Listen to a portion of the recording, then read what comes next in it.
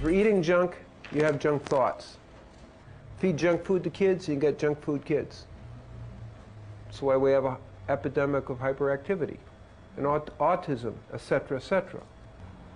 When you eat a dead animal, the pain and misery of that animal goes into you, and it manifests as disease, as pain and misery within yourself. Because we're taking the pain and misery in us, it affects our consciousness, it affects our body, and so that pain and misery and that adrenaline rush of that fear goes into our consciousness. In yoga, we talk about asana. Most people think it's sitting like this or something, but it's sitting in silence. That's the true asana. If your body is not in comfort, one cannot be in that silence. If it has the pain and misery of a dead animal in it, how can you have a quiet mind? So what we have here is the central channel, which we call the Sushumna, okay, through which the Kundalini moves. And everything I'm talking about is how to open up these channels.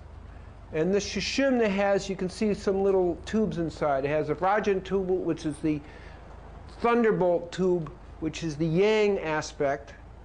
Then it has the Chitrini Nadi inside, which is the moon element, which has the yin energy. And inside that is this very fine line called Brahma Nadi. It goes all the way up. See, these stop at the third eye, but the Brahma Nadi goes all the way up to the Saraswara, the crown chakra. And that's the place where liberation, you can experience it in the field of the body. As they cross, there's a confluence at each chakra. So you have the 6 chakras, and then you have the 7. There is an element of grace. And that's why I'm saying you can't technique your way to God. All you can do is keep thinning the glass ceiling till one day grace says, crack. That's what I'm saying. So there's an element of grace with 2 wings.